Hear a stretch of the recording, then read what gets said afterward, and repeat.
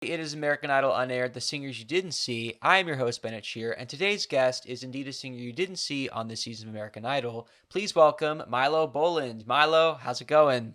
It's going good. It's going good. How are you doing? I'm great. I'm really excited to meet you. I'm really excited to talk to you. And if you could please introduce yourself to everybody so they can get to know you. Of course, yeah. My name is Milo Boland. I'm from the San Francisco Bay Area. I'm 22 years old, and yeah, I currently work as an usher at a theater. And yeah, that's kind of a little bit about me. Awesome. Now, before you entered this season of American Idol, this past season, season 20, I'm curious how you got into music and where you found your passion for singing. Of course, and yeah, music was kind of a light for me. It was kind of a safe haven. I dealt with a lot of bullying when I was younger, Mm. and I found musical theater at first. I started, in musicals, and I'm still kind of doing that now. And so I started off in that realm. I, kept performing, kept performing, kept performing. I went to school in Berkeley, and then eventually I went to the school called Oakland School for the Arts. And originally I went as a singer, I went as a vocalist. And then, I did a couple years there and then transferred into the theater department because I wanted to kind of, broaden my horizons. I wanted to get as much training from as many different parts because I was really interested in musical theater. And so I did that for a year, and then they changed up the department. So I was a musical theater major for 2 years, and then I graduated in 2018. Wow. So it sounds like that music's in your blood, and I like what you said about it being kind of a safe haven. And of course, very rough to have to go through that path of dealing with the bullying and finding the light at the end of the tunnel through a creative outlet is something that really is beautiful because you realize how strong you truly are. And I think that creativity really helps you find your voice. And, when you feel silenced by other people that want to make you feel like you're not good enough, music is a way that you can kind of express yourself and say, well, I am good enough. Yeah, and that's totally how I felt. And another reason why I started singing was, I was bullied, but before that, I tragically lost my sister to drunk Mm, drivers. And, I was in a really dark place as a kid. I was only yeah. like 4 years old. It was in a really dark spot. And I would just sing in the car, and those moments would help me, feel better. It would help me feel like I was doing something natural in a sense, that wasn't throwing me off. Well, I'm very sorry to hear that. And I also know that it is a connection when you sing because whatever pain you're feeling, the loss that you wish that you could get back, it's like you're connecting with those people that you lost. The pain, Exactly. and that comes across when you perform. Whatever story that any artist has to tell, whether it be tragedy or triumphance or anything in between, I think especially with theater, so much of the expression in the acting and the storytelling combined with the singing, I'm sure that for you that is like the perfect place to be, given your life experience and also where you want to go with this career journey. Yeah. Exactly. Yeah. Exactly. Well, as far as American Idol goes, being on this last season, I'm curious how that came about for you. I'm wondering, did you try it yourself? Were you scouted?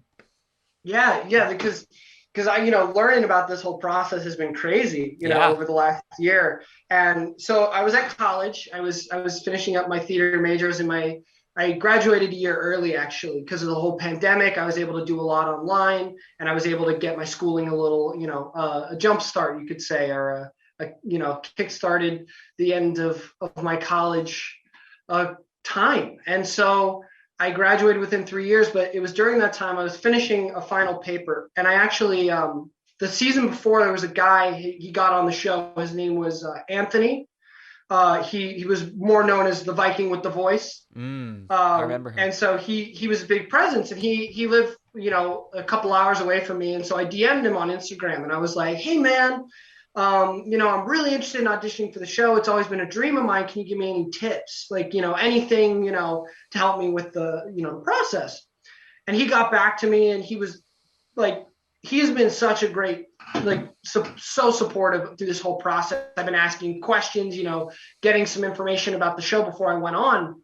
And so I followed him, and I was like, we would talk sometimes, have some chats. And it was when I think he was off in San Diego doing something. He was off doing something. And I was on Instagram and I saw he was with this person. I was like, oh, who's this guy? Let me check him out, whatever. And he was a producer for American Idol, or, a scouting, scouting agent. And so I was like, like, what the heck? I'll ask him some questions because, I'm interested in this. It seems like the person to go to. And so I contacted him and I was like, hey, I'm really interested in auditioning for the show. Is there any like tips you can get? Also, if you'd like, here's a video of me singing. And I posted a video of me from a college a cappella concert that I did. And, it was just a quick little video that I had done. And I didn't hear anything. And so I was like, whatever, it's nothing, this stuff happens, you're not always going to get a response. And 2 weeks later, I think I was at work or I was with friends or something. And all of a sudden I look at my phone and I'm like, oh, who's this from? Oh my God. He's like, hey, you mind sending me some more videos? Wow. And I was like, that was it. I was like, freaking out, like, oh my God, I got a hit, somebody responded. And so I sent him I immediately rushed to my performance space and just started recording videos of like songs I felt really good on and comfortable with. And I sent him a bunch. I think I sent him like 5. I just was like, I gotta be thorough with this. Gotta make sure that, he gets an idea of what my voice is like. And so a couple days go by, didn't hear anything, and I'm finishing up my final college paper. Like I'm writing it, I'm getting it finished. I look at my phone just for a second. I'm like, God, this is taking forever. I look at my phone and he's like, hey, you want to have a phone call?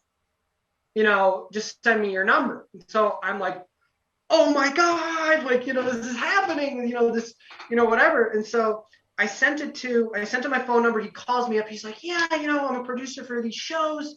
I think you'd be really good for American Idol. So in a way I was scouted, but, I kind of, and that's an interesting thing is like learning from the process. People were, from TikTok, from YouTube, they were scouted. The way I kind of did it was I found the scout and I sent it to him. I didn't do the Idol Across America process, which a couple of people I know did. I kind of sent him through the scout and was just like, why not? And so I suggest that to anybody interested in the show is like, try to find those people who are casting and, send it to them, it's worth a shot. And so I sent it to him, I had the phone call. He was like, I want to work with you a little bit. I want to, take some time, pick some songs you're comfortable doing and we'll work on them. And then I'll give you some songs. So I did a Zoom call with him a couple days later. I picked some of my own songs and he was like, I want to give you these 3 songs, give you a few days to learn them and then perform them for me. And so I think it was Happier by Ed Sheeran. It was a song, like Bryan Adams' most famous song. And then I can't remember the last one, but I learned them all and I was like, okay. And during that time I was like, I'm gonna practice a couple more songs that I feel like are really, I'm really strong for me. I haven't sent them, them to him, but that I feel really strong on. And so I practiced Talking to the Moon by Bruno Mars, and I practiced One and Only by Adele. Because I love Adele. I've always like really connected with Adele, and vocally I just love singing her music. And so I get in the Zoom call, I do it. He's like, okay, I kind of like Happier. Bryan Adams, don't do that. And I was like, I brought a couple others, I wanted to do. He's like, okay, what do you got? I go, Talking to the Moon by Bruno Mars. And that's when like the big TikTok trend was going on. And so I was like, I love to sing high. I love singing that falsetto range, why not bring it just to have it? And he's like, no, maybe not that song. And he's like, what else you got? And I'm like, okay, I got One and Only by Adele. And I do it for him. And he was like, that's what you need to do. That's exactly what you need to do for the, because they're going to put me in front of executive producers. He's like, I want you to do exactly that. Try Happier by Ed Sheeran and then, throw some other songs in there. I think I did, I can't remember the last one I did, but, do those. We'll see what happens. Oh, it was Ashes by Celine Dion. That's what it was. I did Ashes by Celine Dion. And so I get a couple of days go by, this whole process. It's a lot of time, a lot of waiting. And I get into the room with these 2 executive producers and, I'm performing for them, I'm like, okay, I'm going to do One and Only by Adele. I finish it, I see the, the first person's like kind of focusing on me, and the other guy's like looking off. And at one point in the middle of my song, like I hit a high note, and he turns to somebody and he's like laughing, and I'm kind of taken aback by this. I was like, oh no, like are they looking at me as like, am I not good enough? All this stuff. And so I'm like, oh I have this song, and I have Ashes by Celine Dion. I think I sang Happier, and then they're like, what else you have? I'm like, I have Ashes by Celine Dion. And me and the female producer we're going back. She's like, I love that movie. It's such a good movie. I'm like, I love it too. I'm just having like, I'm connecting with them. And the guy in the middle of Happier, he leaves. He's not even there. So I'm only singing to one producer. And, I'm freaking out because I'm like, this guy's not even giving me the time of day, whatever. And I sing Ashes, and I go for this really high note. I finish it. And the guy's back, and he looks at me, and they're like, okay, that's good, and he's like, have you ever done a show like, kind of like not in an interrogative way, but kind of like, have you ever done a show like this before? Have you been on any shows like this? What's your experience? What do you like to do for fun? Like, whatever. I'm like, I wasn't expecting it. So, I give the answers I give. And he's like, okay, we're going to end the interview here. The producer guy that you've been talking to, he's going to be in contact with you soon. And we'll see what happens from there. And so I end the call, and I'm like, oh no, like, just not feeling it. And like, I think it was immediately I got a text from the guy I'd been working with, and he was like, you nailed it. Like, you nailed the audition. Like, it's so good. I'm going to give you a call in an hour. He gives me a call, and we're talking. He's like, they're going to move you on to the showrunner. We're going to put you in front of the showrunner. And, just do exactly what you did. Do exactly what you did in this audition. And he was like, yeah, blah, blah, blah, really liked you. And I was like, oh, what's her name? I really connected with her. I want to make sure I remember her name. And he was like, no. He was like, the other guy, the like head producer, basically, he loved you. And I was like, what? Like, the guy that laughed, or? Yeah, the guy who laughed, the guy who was off the screen, he's like, yeah, he loved you. He was absolutely like, he loved you so much. And I was like, no way, like, you're kidding, right? Like, the guy was like not even paying attention so I was freaking out. And then a couple of days go by, I practice everything again, get it in my body, and I go in front of the showrunner, and the same producers are there from before. And so I get in the call, and he's all like, hey, what's up, Milo? How you doing? Like, all excited. And I'm like, whew, okay. So I wasn't, I was just imagining things I was getting in my own head. And so I do the Adele song. That goes good. I'm like, she's like, okay, do you have any, you got any up-tempo songs? And I'm like, okay, I've been told to stick to the plan by the producer, so I'm going to stick to the plan. And I go, I got Happier by Ed Sheeran. She goes, that's not up-tempo. And in the moment, I'm like, she's like, what do you got? Anything else? And I'm like, shoot, I don't have an up-tempo song. Because I find myself more ballady. I like do ballads, more stuff like that. And I'm freaking out in the moment. I'm like, what do I do? What do I do? I need, I don't want to like bomb this. And so I just like, it clicks in my head, and I go, I have God Bless the Broken Road by Rascal Flatts. I'm like, let me throw a country song out there. I don't do country, but let me throw a country song out there just to like see if it sticks. And she goes, yeah, I want to hear that. And I'm like, okay. And so I'm like, let me get the track on, and I'm dealing with YouTube tracks because I do it in a different key. And, ad comes on. I'm like, oh God, this is awkward. I'm trying to be figured out. So I get it on. I do the song. I finish it, but I go for like a really, really high note because I'm like, might as well leave it out on the table here. And she's like, before they had asked me questions, and I'd been kind of cued into like, hey, they're going to, who's your favorite Idol contestant from before? All these questions like, what do you kind of sing? Who's your favorite judge? And so my answers were like, I really love Lionel Richie. I think he really connects with the contestants. I think he's really sweet, and my answer was kind of like Adam Lambert. I really like Adam Lambert. I kind of connected with him vocally. And then I really like Willie Spence from the last season because I thought Willie was incredible. And so they're like, okay, we can, after I sing the song, they're like, I can see the Adam Lambert comparison. Like I think, and, yeah, you can sing high. And I was like, I can go higher. And they're like, oh, we want to hear that.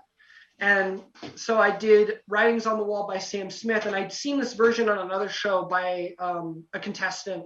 And he goes for like this B5, like high note in the stratosphere. So I was like, I'm going to do that. Like, why not? Wow. And so I do it. And she's like, yeah, you should think of doing that song.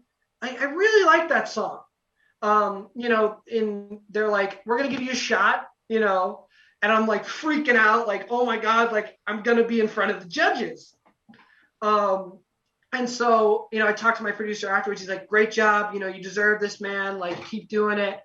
And they're like, we're going to put you through. We need the specific thing they told me was, we have a lot of contestants who like, coffee shop singers, or they sing at a place here and there, but like, we really need someone who has that high voice and is kind of in that area. Cause it's hard to find those people. And I was like, I really appreciate that. They're comparing me to Adam Lambert. I'm like, this is incredible. And so I go off with another producer after that, like an hour later, and I talk about my story. I give them kind of like, the details of my life, all this different stuff. And I'm talking to this person for an hour, and it got emotional. I'm bringing up some stuff like my sister and, being bullied and all this different stuff and how I found this music stuff. And so like a ton of time goes by, and I start rehearsing, and I'm trying to figure out what I'm going to do. And I'm going, so I watched the entire season prior to kind of like cueing, because I don't want to go in there blind.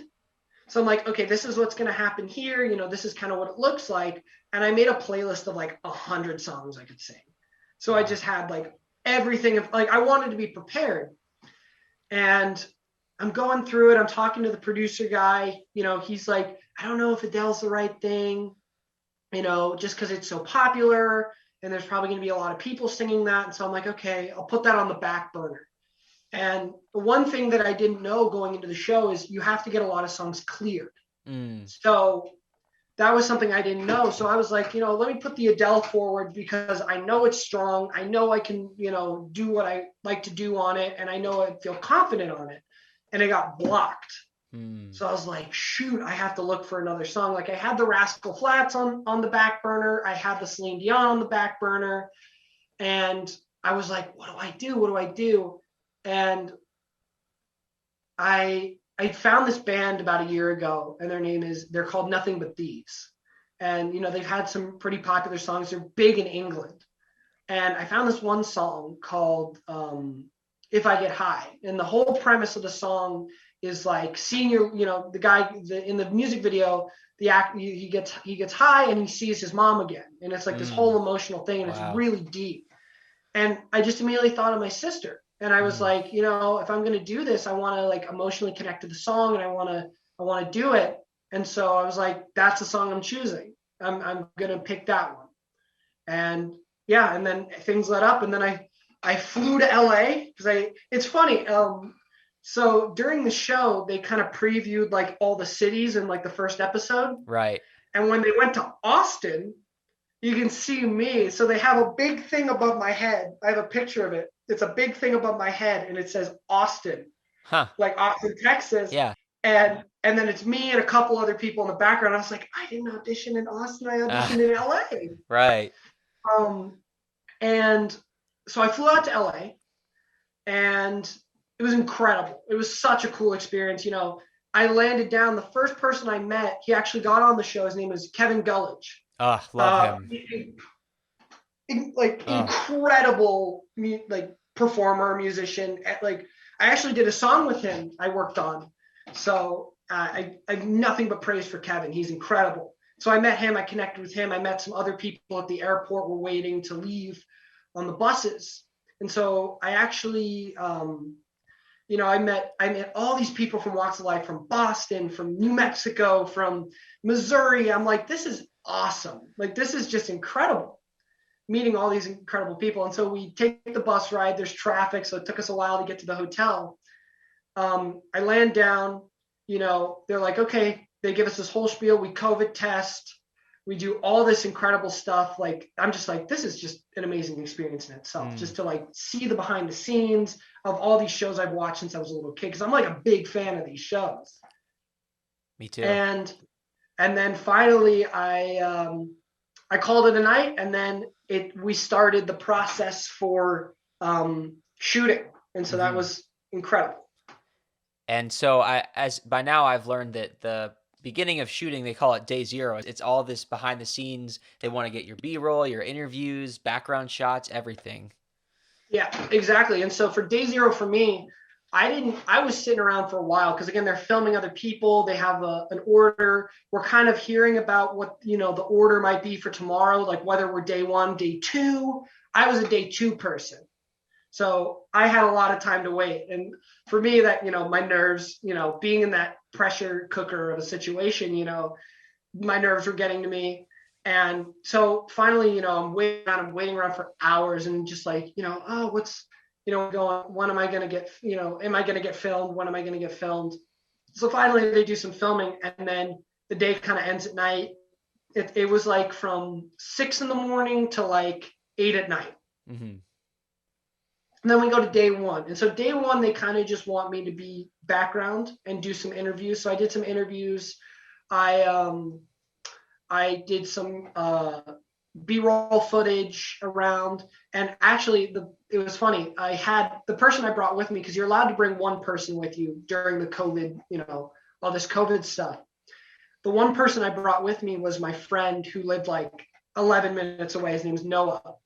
And I was like, for this song, I need a guitarist. And I was like, he lives right there. We've been performing together since we were like, when he was a senior, I was a freshman. This is somebody I feel like is going to be the perfect situation to help me emotionally and with the song. And so, I'm recording stuff with him, and they're like, just sing your song. We're going to record B-roll footage for you. Just sing your song. And I'm on this like balcony area, and all the contestants are below me that are, filming, doing B-roll footage for that. And so I sing my song and finish up the B-roll footage. I head down. I'm like, yeah, I just did my B-roll footage. And they're like, that was you? That was you singing? And so I'm like having like all the contestants, I was talking at the time with Taylor Fagans, I started connecting with him at that time. He's just an Uh, incredible person. I started connecting with Nicolina. She was, I love her to death. She's, I still text with her. I still keep in touch with her. She's just so sweet, so supportive, and this whole process, we've just been talking together, and, I've been cheering her on when she got hmm. into the top five. I was ecstatic for her. And so, connecting with all the contestants, meeting friends. And I feel like that's the coolest part of this whole experience, is meeting all these people from different walks of life and just being able to talk to them and see what they do and make connections. Um, and so day one, goes on. I do the rest of my filming for the day, make new friends, all that stuff. And I'm watching everything go on with the contestants, because so we're in this like kind of like hotel lobby area outside. Above us, they're filming B-roll, they're filming all that stuff. And then on the other side is where the door is for the contestants. Hmm. Um, and so we're seeing like the first guy who went in, he was part of my airport crew. He gets through, and we're all like clapping, we get to see them all come out. They're all raising their tickets up, walking off, then going on to do their thing. And so I'm like, okay. And we get on, the day ends, and they have us do a Zoom at night, and they're talking to us, and they're like, so today was a rough day. I guess several people had gone up and tried to get things signed that day. So, a little unprofessionalism of just like, oh, can you sign my album? Can you sign, the producers were like, yeah, we don't really want people to do that. Please, try to keep it professional in there. And so day two people had, I think day one only had like a handful of people get through out of like 30 or Hmm. 30 something. Like it was a very small amount that we had heard. And so I'm like, oh my God, this is terrifying. They've only let Yeah. so many people through. Like, what's going to happen?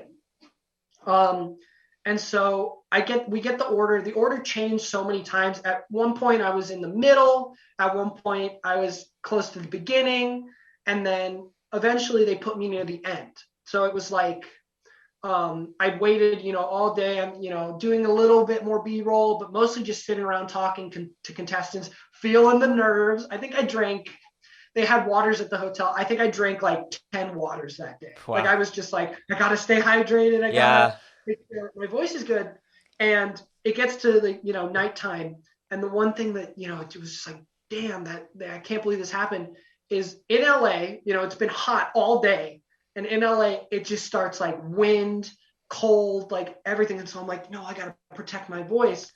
And so there's only like a handful of us left, like maybe less than 10 left, wait in the waiting room outside. And they're finally like, okay, we're going to call you up. And I'm like, okay, here we go. Let me practice. Let me do this.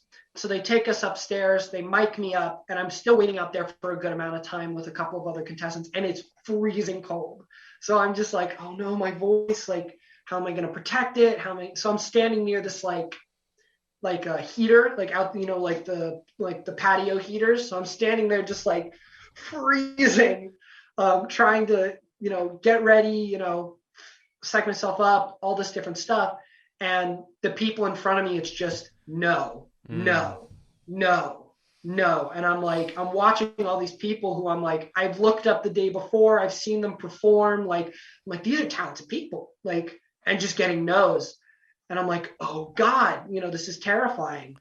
Um, and I start talking to the producer, who I believe was the producer in the audition, my initial audition.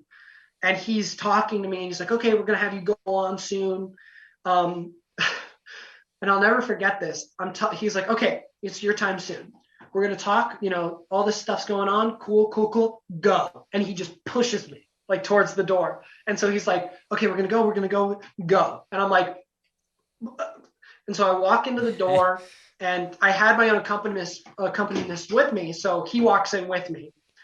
And I walk into the room, and it's just like, for me, it was a crazy moment, because it's like walking into the television, Yeah. like, but you're on the other side, like you're there. And so I walk in. The outfit I was wearing this green shirt, I was wearing these black pants, and I was wearing these shoes. And a big thing in my family for my sister was cherries. So I wore these cherry shoes that me and my little brother had. And I accidentally brought my brother's shoes that are a Mm. size too small. So my feet all day were just like killing me. So we walk in, and there's like an American Idol bubble that we kind of stand on. So I'm like, hello, my name's Milo. And I was, really nervous. And I think one thing that, I look back at is like, I wish I was a little bit more of myself and not so nervous in the moment. And I was just, it was this surreal moment. You walk in, how you doing? All this stuff. And I hadn't met Ryan at that point, because Ryan had left. So I didn't get, the Ryan, meeting Ryan and going into the Yeah. room. And so I was like, okay, what's going on here? What's going on? And, I have a back and forth with the judges. I tell them a little bit about my story, about who I am, where I'm from. And I think I was I think it was me and one other contestant were the only two from the Bay Area. So it was just like, I'm representing my area. I'm representing, all this stuff. And they're like, okay, what are you going to sing? I kind of got emotional, talk to them about my story. What are you going to sing? And I go, I'm going to sing If I Get High by Nothing But Thieves.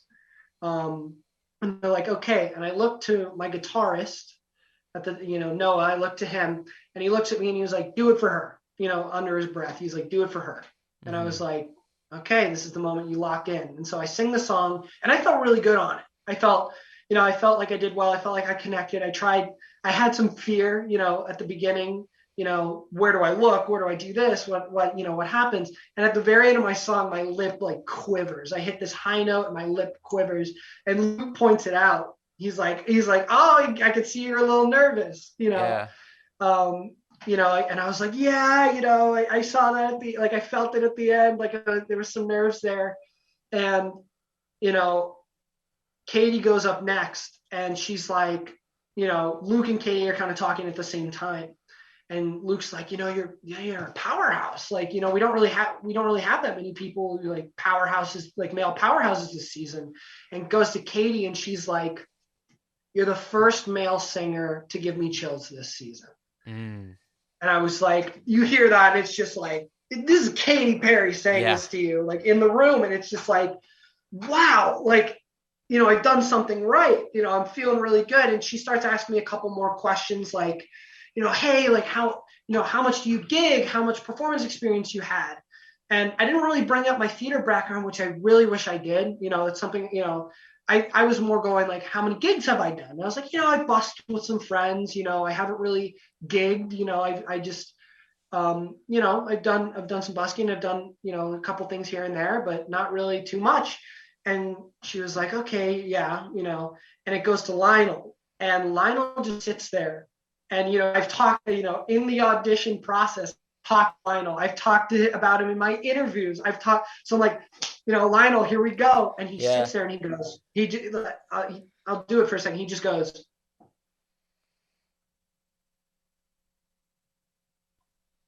I'm going to need something more. I'm going to need you to do another song. And I'm like, oh no, like, like I can get his body language. He's, something's up. And so I'm like, what do I do? He's like, what do you got? And, I was like, stick to the game plan. I didn't want to throw out a song like out of the blue that I hadn't already, done. And so I was like, I'm going to do Ashes by Celine Dion.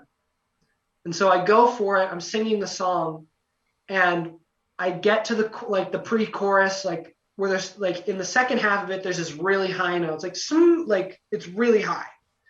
And I go, okay, I'm singing it. I'm just going to go for the low note. I'll have a chance to go around. I don't want to mess this up. I had it was a split second decision. I didn't go for the high note. I get past it, cuts me off. I'm like, damn it, you didn't go for the high note. Like you didn't show that off. And he's standing there. He's like, okay, I've seen all I need to see. And I'm like freaking out. And, they're talking to me. They're like, yeah, we think you're a little raw, and all this stuff. And they're like, we're going to start the voting, Lionel goes up. He just goes, I just wasn't feeling it. And, for me in the moment, like, I've just sang this really emotional song that has all this meaning to me. I'm like, damn it, oh, darn, like he didn't connect with it. Like, oh no. And at the same time, I'm thinking I'm one no away from being off. Right. From this dream that I've had. And it goes to Katie. And, she's giving me this big praise. Oh, I forgot one thing in the middle of it. This was the most like, every time I tell this story, this is like the most important thing in the audition. Right before they started voting, Katie just stares at me and goes, you look like someone out of Lord of the Rings. I had this big poofy hair at the time. I'm wearing this green, like long sleeve shirt, and I just laugh it off. I don't take it, whatever. I'm just like, oh my God, like this is happening. And so it goes to Katie later, and she's like, okay, I think you're a little wrong, and I think that you need, more performance experience. But I think you can get that at Hollywood Week. I'm going to give you a yes. And I was like, okay, I'm 1-1. It's all down to Luke. The one, it's all down to the, country music star, Luke Bryan. What's going to happen? And Luke goes, I don't usually agree with Katie on these kind of things. I usually, and I'm like, oh no, like, oh God. But I, in the back of my head, I'm like, is he going to do a reversal here? Reality TV, like, I think I'm going to be a no, but I'm actually going to be a yes. And so I'm like, okay, what's going to happen here? And Katie starts kind of going back and forth. And I'm like, but you see what I see, you see it, you see, and then, Lionel's not really saying anything. So I'm like, oh God, it's coming down to these two, you see what you see. And he's like, yeah, I'm going to give you a yes. And I was like, they get up, you're going to Hollywood. Yeah. And, I am freaking out. I put my, I'm like about to cry. Like, I'm just like, it happened. I got the golden ticket. And I put my hand in my hands and I begin to like sob. But the problem was my mic was right there. So all of a Oh, sudden, I put my hands down, I begin to cry, and I go, it's all I hear, because you can hear yourself in the yeah. speakers. All I hear is, and Oh man. I was like, oh, I was like, get your hands out of your hands, like, Yeah. act professional. Oh my God, I'm like, thank you so much, thank you so much. And I kind of just stand there because I'm like, I don't know what to do. I don't Yeah. know what's going on. And they're like, oh, like Katie's like, you can go get your ticket. And so I don't know what happened in LA. I don't know if it was just an LA thing because I watched the show and I saw it in Nashville. They had these little like kind of like metal kind of things where they just grabbed it off. It was like a little shelf for the Right. tickets. And Nashville was after LA. It was the last Uh-huh. city. But for LA, they had them on this wall. And so I go up to it. I'm like, yeah, all this stuff. I grab the ticket with one hand. I pull. It doesn't budge. Wow. I'm like, I'm like, and so I grab it double handed. I have it like this. I might as well put my foot on the wall, like how hard it is to get this thing off. And like, I finally yank it off. And I was like, I'm in an awkward position. So I did like a turn, like a spin turn. And I'm just like, thank you, like, thank you, thank you. And I was like, God damn. And so I'm looking at my ticket. It's got this glue on it. So it was Oh like my very gosh. hard to get off.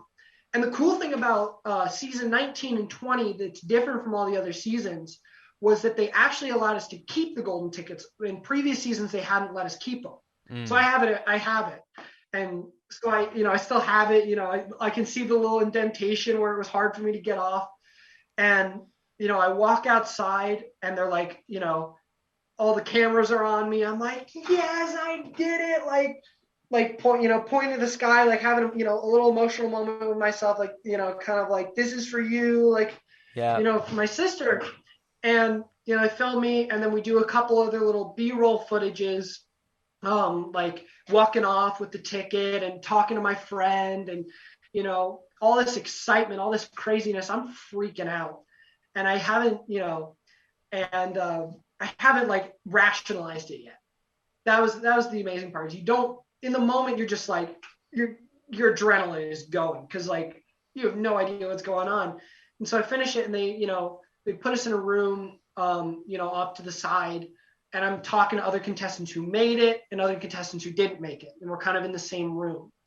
Um, and at that point they had us go off and do evaluations, making sure social media is clean, like all this different stuff, like anything, all this stuff. And so I go through it. It was a little nerve-wracking, especially after doing all this excitement, and then it's kind of like all this like, oh, I got to do the serious stuff now. And at that point it was like 11 o'clock at night. I Mm-hmm. was like at the very end, and I still have friends who are going. So I'm like, who's made it through, who's whatever. And then we were in this like beautiful room with like the American Idol sign, a moment like this, beautiful, like it's like stars. Like, so I'm Right. doing like an interview because, with the whole process, they have some people they can do these interviews early with and some people they can do them later with. So I had to do my interviews as if I hadn't had the golden ticket yet. Oh wow. Like the whole time I've had it. And so it was doing like before the audition talks and then after the audition talks. And, so we get through those. I go out and I, go back to, I have to de-mic, I have to, all this stuff. And so while I'm there, I'm like, what's happened? Who's made it through? What's going on? After me, it was a string of no's, like 7 people got no's. And it was like I was just like, people are crying, people, you want to comfort them, so I'm talking to people, like trying to console them, some hearing what their experiences were in the room. And the last person to go that night, it was me. I got my ticket, and then a bunch of people got no's, and then it was Taylor. Taylor got it. And so they talked to me afterwards. They're like, hey, we want to do some filming with you tomorrow. Can you stay? Like, can you stay an extra day? And so I was like, yeah, absolutely. Like, I want to do more filming. Like, I want to do this longer. Like, why not? And so, I call my mom. I'm like, I made it. Like, I got the ticket. Like, I did it, and I have this conversation with my mom. and then the next day is day 3. So they had us in day 1, day 2. You probably know they had us in day 1, day 2, but then they flew in a whole other group for 3 and Right. 4 in LA. Yeah. So I got to meet these people, and I'm standing there with like my ticket. Like they're like, "Oh, you ready to audition?" I'm like, "Oh, I've already got mine." Like, and they're like, "Congratulations!" And I was talking to, I think one of the people I talked to in the elevator was I think he got on the show, Maurice. Oh And so I yeah. was talking, yeah, I was talking to him, and I was like, "Good luck, man." I'm talking to all these people, and they're like, "Okay, so we're gonna take you to Santa Monica, and we're gonna film at the beach. We're gonna, we got food. We're hanging out. I was with Amanda Molina, who's incredible. She's an incredible performer. I was with Kendra Chechitz, and then I was with Mike Parker, who got top 10. Yep. And so I got time to talk with Mike, and then Nicolina, and we're doing all this footage, all this B-roll footage, holding the golden ticket, talking, just so those are the people I really connected with, going into Hollywood Week, was because I had this connection with them. And I do the filming. We're there for like a ton of time. Like it was like we filmed all day. I did B-roll footage. I took photos, like with all these people. It was awesome. And then finally we get back to the hotel. I crash. I wake up. I fly back to Oakland, and get to have this experience. And so I'm freaking out. But again, I have 2 months where I'm like, what am I going to do next? What's going to happen? And at that point, I was stuck between 2 songs. I was stuck between 3, but one of them I was going to do Lights by Journey. Keep Me in the High Range, but it's just so many producers on that song, so many artists on that song that they couldn't get it cleared. So I was down to One and Only by Adele, which I was able to get cleared for Hollywood Week, and then Writings on the Wall by Sam Smith, which had a little trouble, so I wasn't able to do it. So I was like, okay, I'm going with Adele. So I practiced it 2 months. I'm talking to producers. They're giving me all this praise. All this incredibleness, and then flew back to LA for Hollywood Week. Yes. Gosh, I mean, it's amazing how much you experienced before you even got the golden ticket, because that was Yeah, such a journey in itself just to get through the audition period. So I can only yeah. imagine getting to Hollywood Week, like what your first impression was arriving at the Orpheum 2 months later, which probably felt like a million years just waiting for that moment to arrive to get to the next round. When you finally got there, I mean, I'm sure you were thrilled, but what was it like to finally be there?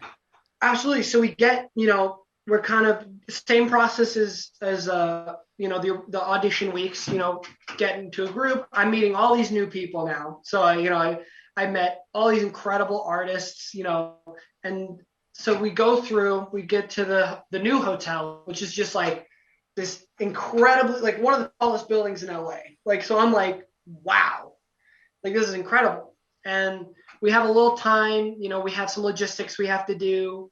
I'm meeting Kevin again. I'm meeting Amanda, all my friends. I'm seeing Nicolina. I got to see everybody again, this reunion in a sense. So, I'm just like, oh, it's great to see you guys. I get COVID tested, and then get food, crash for the night. And then the next day was, more logistics. I got to rehearse with, because I was doing pianist, kind of decided what songs were cleared. So yeah, I was like, I'm going with Adele. I'm doing this Adele song. I really love it. It really connects with me. I feel like it's good for my voice. And I'm doing all the other process, a lot of waiting. That's the one thing that you don't see on the camera, is that you're waiting a long time, getting a lot of time to talk to contestants. I met a bunch of new people, made new friends, all this incredible stuff. And we do some more interviews. And I remember this specifically, is that day 1 goes by, we go to day 2, they take us to the Orpheum. Now, when I went to the Orpheum, I did a bunch of B-roll footage. We had food, B-roll footage, all this stuff. But it was interesting. They actually shipped me back to the hotel where they were doing other stuff. So I didn't actually get to see a lot of the auditions. And part of that was like a good thing, because I didn't get to see like all this incredible talent that would, strike some fear in you. But at the same time, it was a little bit of, I felt like a disadvantage because I didn't get to experience the room that Hmm. much. I didn't get to experience that. So I was doing a lot of interviews. I did this. I think it was the second day. No, no, no. I was wrong. I'm off of my timeline. What we did the next day before we started doing auditions was the mentors. Yes. Yes, that's what we did.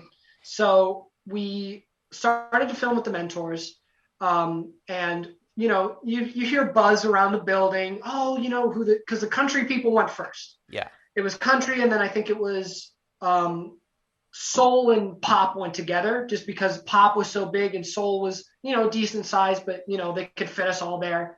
And so we head up to this pool area at the hotel, and we're hearing what's going on, all this stuff. They're filming us. We're sitting around. All of a sudden, one of the producers comes up to me and goes, "We're gonna mic you up." And I was like, "What the hell is going on?" We had heard, country had seen their person because they'd come down and told us, and we're like, "Oh, there's like people coming back. Like we're gonna, there's gonna be people." And so they mic me up, and I'm looking at my friends and all the other contestants, like, and they're like, "What's going on? Like, why are Yeah. you mic'd? What's happening? What's this crazy experience?" And I was in the pop genre, so for me, it was really hard. Do I go rock? Do I do this? Do that? I find myself to be a very eclectic artist, so it was very hard for me to like pick that. But I was like, I'm going with Adele. I'm gonna go with pop. I think that's where my voice lands. So I'm sitting there. All of a sudden, big American Idol fan that I am, I look up. Jordin Sparks walks out. We're all like, "What?" I'm sitting there, and we did some takes, all this stuff. All of a sudden, the producer comes up to me and goes, she kneels down. I'm sitting in a chair. They're like, "We want you to sit here." So Jordan's gonna come. She's gonna talk to you. She's gonna be your mentor. She's gonna, you're gonna sing for. I'm like, I'm gonna sing for her in front of all the other contestants. Like, I'm like, no pressure. And you're gonna sing for her. You're gonna ask her some questions. She's gonna give you some advice. Just do it. And I'm like freaking out, and I'm looking at my friends, and they're like, "You're about to meet Jordin Sparks!" Like, Yeah. and I have people being like, Douglas Mills, because I was there with him. He was like, "I'm so jealous of you right now." He's like, "Can I switch Yeah. places with you?" Uh, And I'm not giving this up. Like, this is a moment of a lifetime. yeah. And so she walks over, she comes over. I'm like starstruck in a sense, like just like freaking out. And she's like, "Hi, how you doing?" Sweet, couldn't be sweeter. Like, incredible person, Jordin Sparks. Um, and she's like, "Yeah, I'm here to mentor you guys. If you need any help on anything, like, whatever. And, just like, I'm here for you. And I want to hear you sing, like all this stuff." And I'm like, "Okay." And she's like, "What are you going to do?" And I'm like, "I'm doing One and Only by Adele." And she looks at me and she's like, "You're doing what now?" And I'm like, "Yeah, I'm doing One and Only by Adele." And I'm sitting there and I'm like, okay, I'm sitting down. I'm not standing up. I'm not like, no proper posture. And I go to sing the song. And at one point, I was kind of in the middle of the song. I'm doing it. I'm singing it. And I look around and everyone's looking at me. So I'm like, pressure time. And I'm seeing her reaction. She's just reacting the way she is. And I go for these high notes and these growls, and I go for them, and I finish, and everybody just starts clapping. And Wow. I'm just like, this is insane. And she's like, she gets up, she's like looking at me like, "Who the hell are you? Like, what is this?" She's like, "If I didn't," she had these like long boots on with these big laces. She's like, "If I didn't have laces on right now, I'd throw my shoe at you." Which is like, The highest in the music compliment. world, that's high. Like, I'm like, Jordin Sparks just like, what the hell? Jordin Sparks just said that to me. Um, and I'm freaking out, we have some talks, I'm like, "How do you deal with the nerves?" Because for me, I know myself, like, that was my biggest obstacle for Idol, was the nerves. You can get in your head as an artist. You can, depending on how great you've done, depending on how much validation you've gotten in your life, like, those nerves are still always there. Yeah. And, I'm talking to her. She's like, "I've never gotten over my nerves. Hmm. I've never gotten over them." And every time I perform, those nerves come back up, and it's just, and she gave me all this amazing advice, incredible, I'm getting this praise from her. And so we finish, and she's like, and I'm like, can I give you a hug? Like, thank you so much.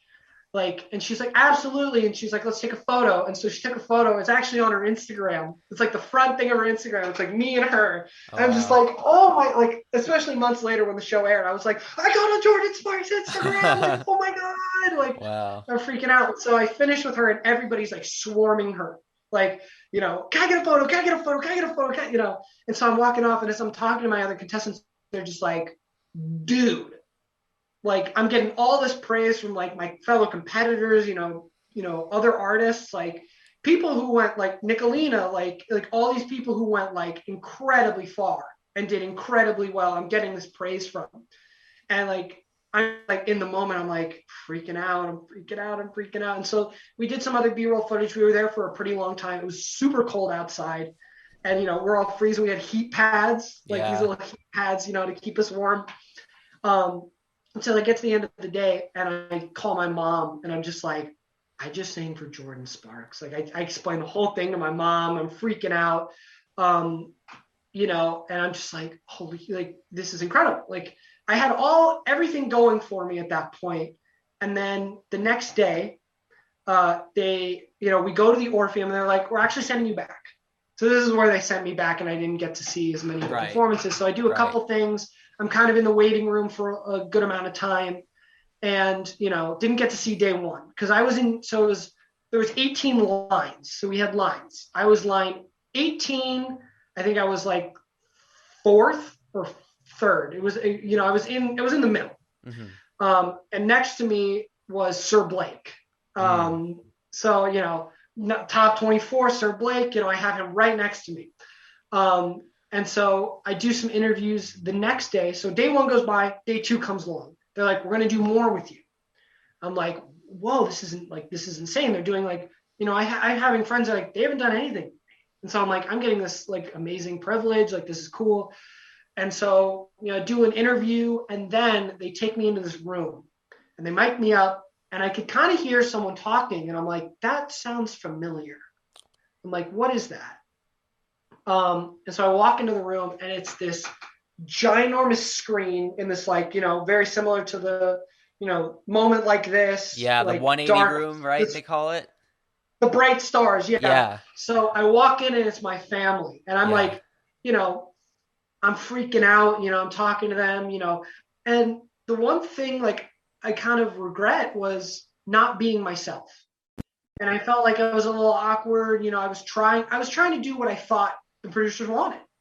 And I think that was my big Achilles heel. And if I were to do a show, if I were to do Idol, if I were to do any of these shows again, the one thing that I would do better and that I tell other people to do is be yourself 100% of the time. Because if you're, that's how they're going to connect with you. That's how they're going to fall in love with you. And that's how, like, you don't have any of these awkward exchanges that I had where you're sound like you're farting in the mic. So, just be yourself. I'm a very goofy person. So I wish I had brought more of that. And I think I did in the initial auditions for producers, but I was too scared to, I think I was trying to be what I thought they wanted. Mm-hmm. And so day two comes along. I did the interview, and they take me upstairs, and they're like, okay, we have an interview before you. But, we're going to have you wait here. And so I'm waiting in this room, beautiful view. I'm seeing like, all of Los Angeles, all of this beautiful view, but I'm waiting there for a long time. And, and I'll admit this, like a little bit of my inner diva, a little bit of my inner, like, egotisticalness kind of came out. And I'm like, what's taking so long? I've already waited in the waiting room a long time. I'm like, what's taking so long to do this interview? And so I'm like, I'm going to see what is going on? What's happening? And this is an amazing, like, I find this, like, this is a story I'll be able to tell, like, my grandkids, like, for the rest of my life. I'm walking out, I'm going to the bathroom. I see this guy, and he's talking. He's been talking for like 45 minutes, like interview style kind of talking. And I'm like, part of my, egotisticalness kind of comes in. I'm like, who's this guy? Like, I want to have my turn. I'm getting impatient. My ADHD is flaring. Like, I'm like getting impatient. And I'm walking back and forth, like, yeah, I'm going to the bathroom, but I was just trying to like scout out what's going on. And so eventually they finish, and that turned out to be the winner of season 20, Noah.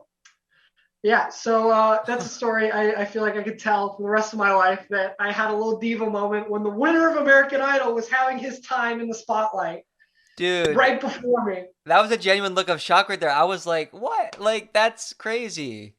Yeah, it was Wow. the one person it could be. I'm like, who is this guy? Whatever, wins American Idol. I'm like, what are the freaking odds? Wow. Like, yeah, I'm like, what are the odds of this? So I do my interview. I talk to them. That in the grand scheme of things, it doesn't really matter because the Yeah. winner of American Idol just went before me. In the long scheme. And so I finished my interview, and finally, I'm at the very end of the audition. Very end. It's me, and then in my group, and then it's line 19, who consisted of um, Jacob Moran, Mm. Nicolina, Douglas Mills. So like, hard hitters that they're at the Powerhouses. very end, powerhouses at the very end. And um, so I go, I get to the thing, and I finally get to watch like a chunk of performances. And I'm like seeing like these I'm like, wow, that person was incredible, gone. This person went, okay, all this stuff is happening. And they're like, okay, line 18, line up. And I'm like, freaking out, and at that point, I think it was a mixture of emotion, big emotion, and yet I think a little, and I'll admit this, I think a little bit of added on, emotion, like, but mostly I'd say about like 90%, like I just started like really getting this emotional spot. I'm feeling the moment, this is American Idol. I'm about to go on stage at Hollywood Week. All the sacrifices my family has made for me, all this leading up to this point, I got really emotional. Mm. And it really wasn't good for me in the moment. And, they interview me, what's going on? Like, what's happening? I'm like, these are tears of joy. Like, these are tears of like, I've made it. Like they told us that like 100,000 people had auditioned, and I'm down to the last 130. And all of that starts hitting me right before I'm supposed to go on stage. So perfect timing, emotions. Yeah. And a couple people go before me. Then it's my turn to go. And I'm, gotta compose myself. I walk out on stage, and I won't forget this. Tristan is sitting right in the front row, and he goes, "It's this guy," because he had seen me do my performance in front of Jordin. He's like, "It's this guy. I've been, this guy, giving me all this praise." And I have friends in the audience. At this point, a bunch of my friends have left. So that emotion's hitting you too. Like, even if I get through, I've lost all these Mm-hmm. people. You're not lost. They're not dead, but Yeah. all these people have left. And I go to do my song, and my emotions definitely got the better of me, because I know I didn't perform to my vocal best standards, but I do know I put my heart out on that stage. And I'm singing it. I go for these parts. At one point I look at Katie, and I hit this high note, and she kind of does like the eyebrow thing. Like, Mm-hmm. she's like, okay. But I knew there were certain points where I didn't do well. But the one thing that I had on my side, I had every other contestant on their feet, Mm. and I have them cheering for me, getting all this, so I have all this emotion. And there's a part in the song where it's like I have this vocal growl, and I just walk, like I mean, like I'm feeling the emotions, I'm feeling all this stuff, and I walk, and I just point to the audience, and I'm like, they go, Rah! Like all this stuff is happening. But I get off stage, and at that point, I'm a very tough critic of myself, and I had a feeling I wasn't going on. And I give an interview at the end, crying, emotional, because in the back of my head I'm thinking, you're not going through. I don't think you're going through. And I'm talking to friends. I'm like, hey, because once people when people get eliminated, they have two paths. they have one path of the people who made it through, and they go through one door, and they're having their like, oh my God, I made it through moment, on camera. And the other side is the people who didn't make it through to the next round. So they line us up, I'm saying goodbye to people at that point because I'm like, in my head, I'm like, not feeling it, not feeling like I vocally performed. Kevin comes in the room. He's like, dude, you probably did fine. You're the worst critic of yourself, like whatever. I'm talking to Taylor. I'm talking to my friend Anna Thompson. I'm like, I just don't feel it. Congratulations to you guys. And we, other people are performing at the time, and I'm having people come up to me and be like, you had people on their feet. Like, don't forget that. Like, even if you make it through, I think you're going to make it through, but all this stuff's happening. And there was another contestant, his name's Hazi. He, him and I are crying because we were like, our emotions are getting to us. And then Sir Blake comes along and he's crying, and we're all like kind of like bro hugging it out, like, I'm not making it through. No, I'm not making it through. No, I'm not making, all this stuff. And then I went up to Mike and I was like, dude, it was a pleasure knowing you. Like, he was like, don't think like that. You did better than I thought you were going to do. Like, you killed it. You had all this stuff. I think you're going through. There was thousands of people who auditioned for this, and you made it to this point. And whether you make it through or not, you need to, and I'm all emotional at this point. I was like, thank you. And, it was his line before me. So he makes it through, and we're all backstage and, line 18, and we all like huddle up and we're like, regardless of who makes it through or not, we, all of us did what we did, we're having like this emotional moment that it didn't make air, but they filmed it because I could see them. And we're, me, Hazi, and Sir Blake are all crying. They're like, stop crying. The other contestants are like, stop crying, trying to like pump us up. And we walk out, line 18, we walk out on the stage, and the people who made air that were in my line were Sir Blake and Lady K, and so I had them in my line, and Sir Blake's right next to me. And so they're like, if we call your name, we want you to step forward. And off the bat, call my name, Milo, why don't you step forward? And I'm looking around, I'm like, not feeling it. And Sir Blake's right next to me, and they go, front row, it's the end of the line. Back row, you're going to the next round. And they didn't show it on TV, and I really wish they showed it on TV. But, I had my moment like, damn, you're in your emotions for that. And Sir Blake falls to the floor, crying his eyes out. Really? Just like to his knees, like, and I think there's a picture of it on his Instagram. And he's just like, we've been going for like 3 days from like 6 to 11 at night, So I was like, and we're at like, 9-10 o'clock at this point because we're at the end. And, I'm like, damn, I'm kind of like, crying, I was kind of emotional when I got up there because I'm having my feelings like, you're going home, dude. Like, that wasn't your best performance. And I look up, and Katy Perry looks at me, and she just goes, keep your head up. And, I'm going to keep that with me for a while. And I walk off stage, people giving you hand claps, we're going to miss you. Great job, all this stuff. And that's when they split us off. And then I'm sitting there like in the Orpheum Theater in a seat, I was the last one to go out of my line to interview. And I'm sitting there, hands like this, like, just like, damn, I didn't make it through. Like, it's over. And all of a sudden someone taps me on the shoulder, and she goes, you didn't get to, I'm one of the vocal coaches for the show, and I'm sad we're not getting to work together, but I want you to know that you did really well, and that you did a great job, and you don't feel down of what you did. And I don't, in the end, I didn't get to see it, so I don't know how well I did, but, I'm a tough critic. So I was just like, you didn't get through, you didn't do well. Right. And I walk out, I do the exit interview, crying, I talk to someone afterwards. And then, I say goodbye to some of the backstage crew that I've made friends with at this point. Thank you, giving them hugs. Like, it was great to meet you guys. And then headed on the bus back to the hotel. And that's when I was like, I called my mom. I was like, I didn't make it through. I texted my voice teacher who helped me through the whole process. Didn't make it through. He's like, what? No way. All this stuff happens.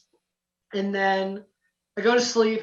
I was just like, I'm going to bed. Like I was like, feeling my emotions. And then early in the morning, took a bus back to the airport and then flew home. Wow.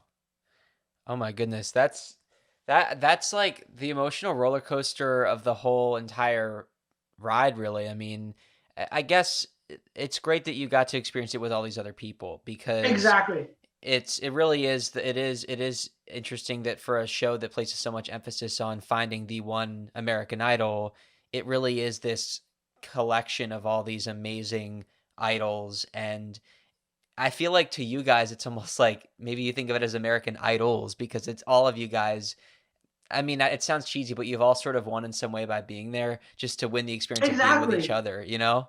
As an actor, for the rest of my life, I get to put American Idol on my resume. I get to say I made it to Hollywood Week. I did something that, and I did the math because I was curious. Only like a few thousand have done, and Yeah. so you know, obviously, first couple days, first little bit, I was like in my head, like, damn it, you didn't make it through.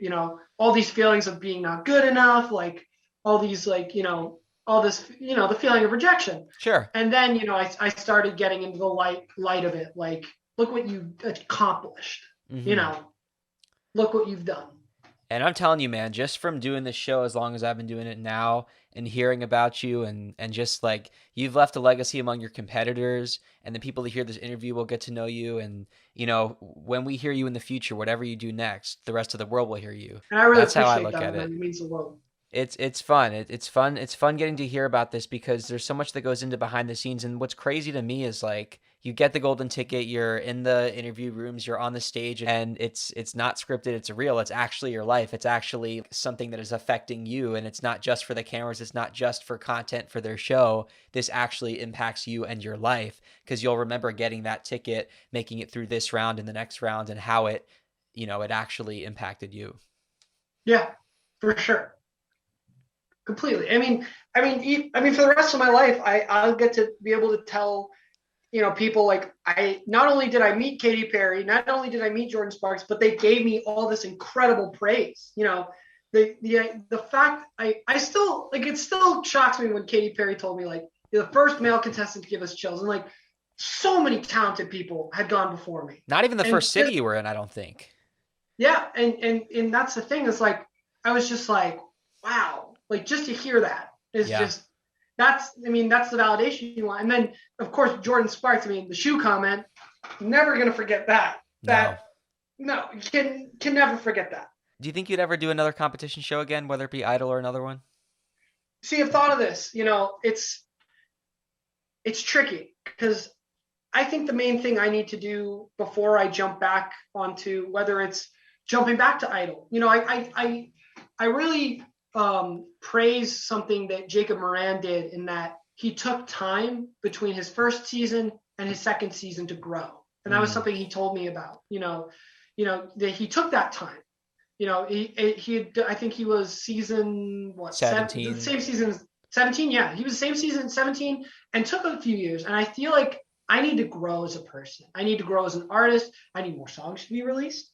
I need, I need time before I, because the one thing is like when you're doing American Idol, like you're locked into that, and you're locked into it for a good amount of time because and it's a great thing because you're doing American Idol. But there's so many things that you can't do. So I want to be able to grow. I want to be able to travel. I want to be able to perform more. I want to grow. And I've definitely thought in a few years like maybe Idol again. I've thought that for sure. I was talking to my family about it, and they were like, now the whole process. Why don't you audition again for this season, like 21?